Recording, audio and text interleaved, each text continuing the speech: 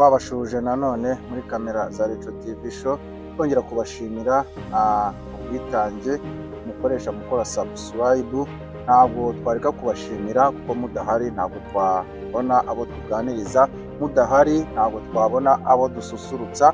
Murakora kandi cyane, turabashimiye. Ni Emmanuel na buri munsi. Uyu munsi tukaba twabonye umutumirwa cyane umukozi w'Imana uko ndabona yambaye gentleman, tuzaniye ibyiza byinshi.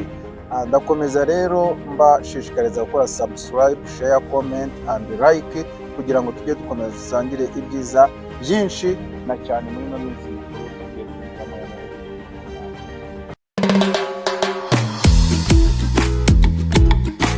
Twagarutse kandi muri kamera za Retro TV Show, nk'uko mubimenyereye twagarutse kubasusurutsa, kubaganiriza, kubashyushya.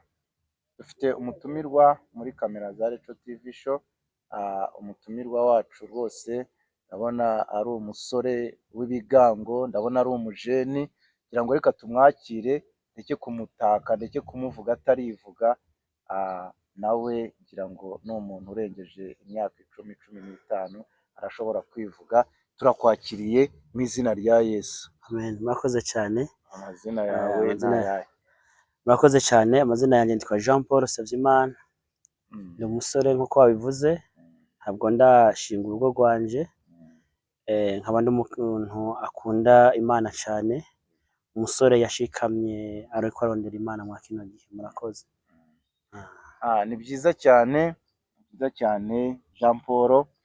Turakwishimiye muri kamera, kugira ngo benshi baguhanze amaso barahari, barimo baguteze amatwi, bagiye kwishimira ibyo ubazaniye. Uvuze ko uri umusore, uvuze ko ukunda Imana. Ese ukora akahe kazi mu gukorera Imana?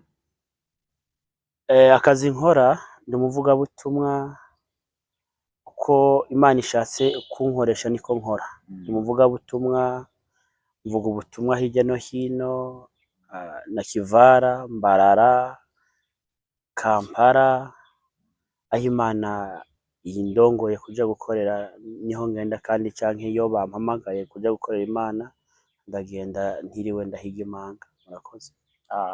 Urakoze cyane. Twumvise ko uri umuvugabutumwa, kugira ngo isi yose ntaho utajya kuvuga Imana. Ni ukuvuga ngo ntubitinya. Ni byiza cyane mudatinya kuvuga Imana. Biragaragara ko agakiza wakakiriye. None mu kwakira agakiza wakakiriye ute? Wakwakiriye ufite imyaka ingahe? Ko bije bigora abasore benshi kuba bakorera Imana, na cyane muri ino viziyo turimo ishuko byabaye byinshi. Abasore urasanga barimo kwinywera amayoga, kwikorera ibidashimisha Imana. Wowe ubishoboye ute? Ni izihe mbaraga zibiguhata? Imbaraga jewe zibimpata ni imbaraga za Kristo, ntabwo ari imbaraga ziwanje. Ni Imana indongora. Imana irafasha. Nakitanguye kwakira agakiza, kwakira Yesu n'umwami n'umukiza muri 2004. Hanyuma ndaduga, aho sinari bwabatizwe, ndaduga nkagenda gusanza, ndumva nyene ko hariho inyota yo gusenga, kubera nabona abakuru banje bo kwa data wacu bakunda gusenga. Hanyuma mu 2015 ndabatizwa, ntangura kwegera Imana rero cyane. Imana iranyishimira. Muga mu rugendo rw'agakiza ugenda uhura n'intambamye, ugenda uhura n'ibintu biza bikutangira, ariko aho hose Imana yarafashije. Murakoze. Uvuze ko wakira agakiza 2014, 2015 ukabatizwa. Ahubwo ni 2004. 2015 urabatizwa. Yego. Watinze kubatizwa, kugira ngo harimo imyaka myinshi. Wari ukitegereza agakiza n'iki? Wari ugishaka kubyinjiramo neza ngira ngo? Impamvu natevye kubatizwa zari impamvu z'uko abo bampirimiriza kumpa inyota yo kuja mu gakiza tutari kumwe. Jewe nakiriye Yesu n'umwami n'umukiza ndi Bujumbura muri vakase. Bene wacu aribo bafashije kugira nakire Yesu n'umwami n'umukiza. Hanyuma ndasubira kuko aho mvuka ruguru mu ntara ya Muramvya, namanuka rero muri vacances Bujumbura, niho namanuka i Bujumbura, barafasha numva nyene kuko bariko barasenga, numva nyene bafise inyota, hariho ukungene umenga bariko bahindura ijwi, nanje nkanezerwa, ndavuga ati nanje bino bintu ndabishaka, ariko Imana irabinkorera biranzaho. Ni byiza, urakoze. Uvuze ko wari mu gihugu cy'u Burundi, ngira niho kavukire. Ego. Okay, niho wanakirijwe. Noneho mu gihugu kino wisanzemo, waje mu buryo bwo kuvuga ubutumwa, ngira ngo nk'uko wabitubwiye. Ni byiza. None nagira ngo ugire ikintu ushishikariza nk'abasore, kimwe tugitangira kino kiganiro na buno buhamya urimo guha abaduhanze amaso. Abasore, ni ubuhe buryohe cyangwa ibyishimo usanze mu gukorera Imana byo utari warabonye utarayikorera? Murakoze cyane. Kamere nk'usubira inyuma gatoya, jewe nataramanye n'abantu bazi Imana cyane maze gukizwa. Hariho abatama bamwe, novuga umutama witwa Manyonga, n'undi mugabo yitwa Munyangeyo, n'undi musore yitwa Ndayishimiye Innocent, ubonye ari muri Amerika. Abo bantu twarataramanye tukagira ibihe byiza, n'abandi bitwa Bamuganura.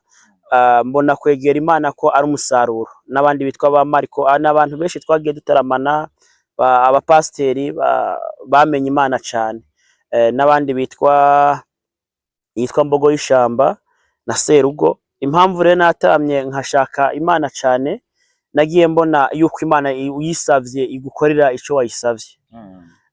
Mwako gakiza nashatse, nabonye yuko ahantu hose nogenda ntafise Imana yuko noba ndubusa. Nigeze kubura amafaranga y'ishuri, arateba kuza kuko wandihira ari muri Amerika, yari ni mwene wacu kwa data wacu.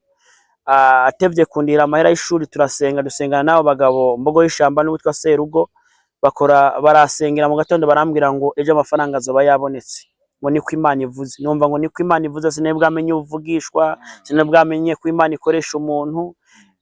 Uwo munsi nyine bavuze amafaranga ndayabona, mbona igitangaza rero Imana yankoreye. Ndavuga ati nanjye mu busore bwanjye ndakeneye kwegera Imana. Yego, urakoze cyane. Kugira ngo abaduhanze amaso, bamwe basore bagenzi bawe barimo barabyumva yuko iyo ukorera Imana ugira inshuti nziza kandi zifite akamaro, zishobora kukugira inama, zishobora kukwereka inzira nziza ugomba gucamo. Ngira ngo utarakizwa wari umeze nk'uwayobye. Ndumva inshuti wari ufite, ngira ngo nta kamaro wabonaga. nta kamaro zari zifise pastor. Impamvu ata kamaro zari zifise kuko nta nyota yo gusenga bashiramo. Nashobora kuvuga ngo ndaja gusenga nkaca ngenda nkirirwa kwirigara, tukirigwana n'abo bahungu. Kimwe gusa Imana ikintu yari yarafashije, mu muryango mvukamo nta nzoga banwa, nta nzoga banwa, abazinywa abo bari nka 2-3. Kandi ikindi naco, impamvu naregereye Imana cyane, nabonye data yari umuntu akora, hanyuma akazi kamera nk'agahera. Mbona hariho ikindi kintu kihavuye, kuko yaratanga uburyo bwerekeye amafaranga. Mbona bene wabo ntibigeze bamutaba, ariko baramwegera, baramufasha, abigisha abana biwe aribo twebwe. Ndavuga ati ntisinotakara. Ikindi naco, mbona yuko gufata agakiza ariyo nyishu cyane, kuko nabonye data wacu yari umusirikare, yarafasha cyane mu kumpanura mu kugirana, ariko mbona bifatanye byose ibyo byose, mbona kwegera Imana ko atandi hari ubuzima atari kwegera Imana. Urakoze. Ni byiza, urakoze gukomeza gusobanurira abaguhanze amaso, na cyane abasore kimwe nawe, kuba bakiyegereza Imana, kuko harimo byiza kandi byinshi, harimo ubumenyi, harimo gutuza, harimo kugirirwa neza, kuba wagira inshuti zifite umumaro, zikugira inama, atari izo zikuyobya, atari izo zigutwara mu nzira zidashimwa n'Imana. Ni byiza.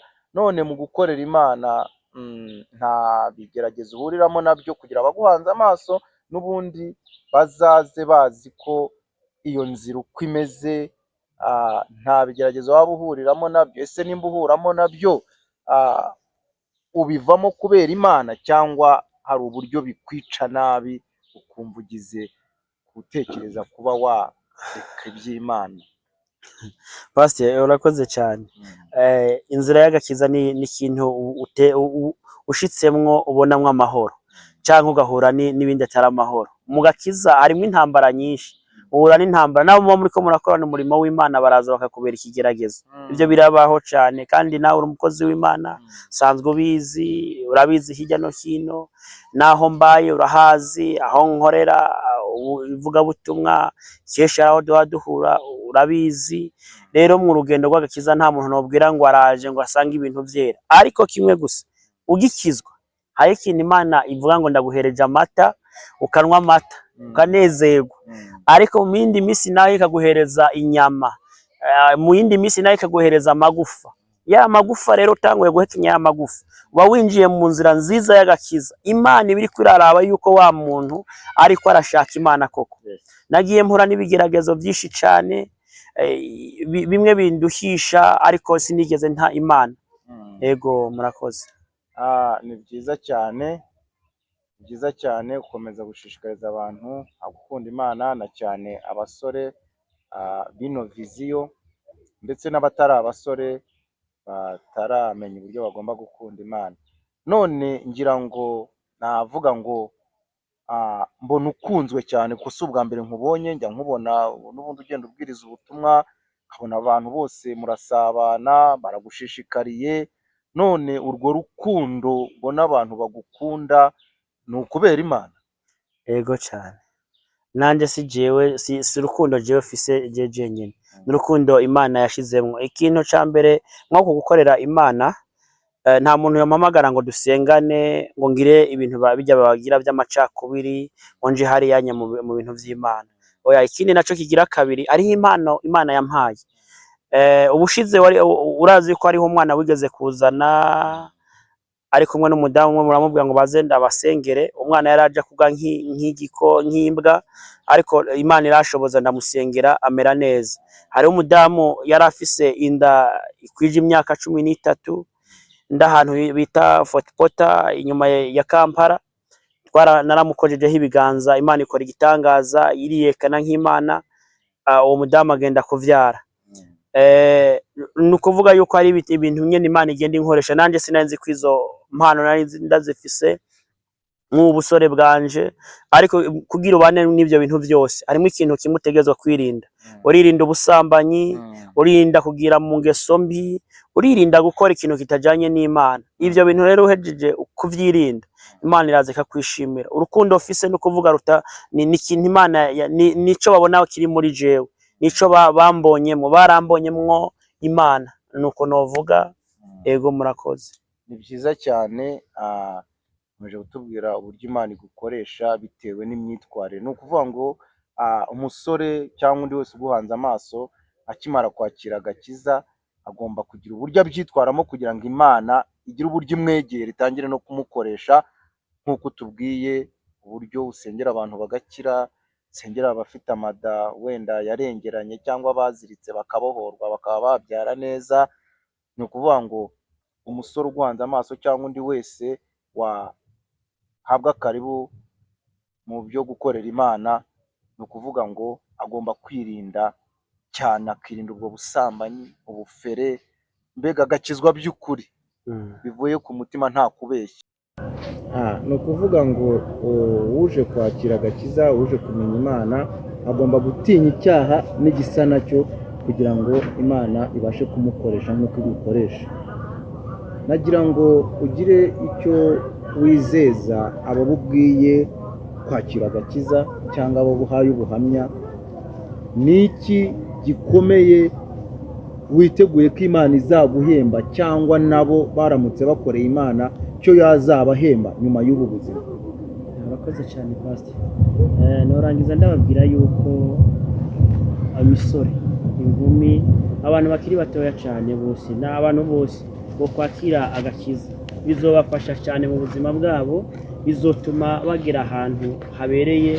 Kuko iyo uri kurahura n'intambara wegereye Imana ugasenga, za ntambara zigenda ziva. Imisore nayo nasanze ngaha muri Uganda gukizwa byaho biragoye cyane, ariko wegereye Imana hari icyo Imana igenda ikora. Hanyuma ikindi naco novuga yuko jewe wambajije ngo mbega ari cyo witeze ko Imana izogukorera hari ikintu Imana izonkorera cyane, ndabyiteze cyane kininiya cyane, ni byinshi mfitaniye amasezerano n'Imana, kandi Imana yaravuze ngo ntibeshe, ndazi ko itabeshe, hari ibyo rero Imana izonkorera. Yego cyane, ni byiza. Hari ibyo bavuga ngo nyuma y'ubu buzima hari ubundi buzima. Ese ubuzima tubufite hano ku isi ni mu ijuru nk'uko babivuga, hari ababyemera n'abatabyemera. None wowe nk'umukozi w'Imana wizera iki cyo washishikariza, cyo wakwizeza abaguhanze amaso? Murakoze cyane. Impamvu icyo nabizeza ni uko bokwegera Imana cyane, gusa kubera rwa rukundo Imana igenda inkorera abantu benshi, ni henshi nagiye ndondera n'ubuzi ndabubura, shaka yuko nobona ubuzima ari kugira gusa Imana ibanze intunganye, inkoremo inkamba, hanyuma igirire neza. Niteze ko hari icyo Imana igiye kuzokora ku buzima bwanje no ku bindi no mu ijuru nzobone iherezo ryiza. Urakoze cyane. Naho nashaka ko ubwira abaduhanze amaso ko ijuru rirahari cyangwa ntirihari. Hari ugushidikanya nk'umukozi w'Imana. Ijuru rirahari pastor, ijuru rirahari. Akandi kantu nagira ngo dusoze ubwiye abaduhanze amaso, ni aderesi. Bagusanga hehe? Uvuze ko usengera abantu bagakira, ufite byinshi Imana igukoresha, wasangwa hehe? Akanomero kawe wagatanga, naho ushobora kuba wenda usengera abantu bakaba bashobora kuba bagukurikira. Murakoze cyane. Sengera ngahanye New Sangano muri Carmel, niho sengera. Hanyuma nimero ya telefone nayo ni 0076110438, canke iri kuri WhatsApp plus 257 79 736 107. Ni Uganda, Mbarara, Isingiro District, Nyakivari, muri refugees camp. Siko bimeze? Reka tugarukire hano kugira ngo ibyiza ni byinshi, ntabwo twabimarayo. Tuzongera tugutumire uze ukomeze wamamaza Imana. Urakoze cyane Jean Paul, Imana iguhe umugisha. N'abaduhanze amaso, twibuke gukora subscribe, share, comment and like. Dukomeze usangire ibyiza kandi byinshi. Ciao ciao. Murakoze cyane, Imana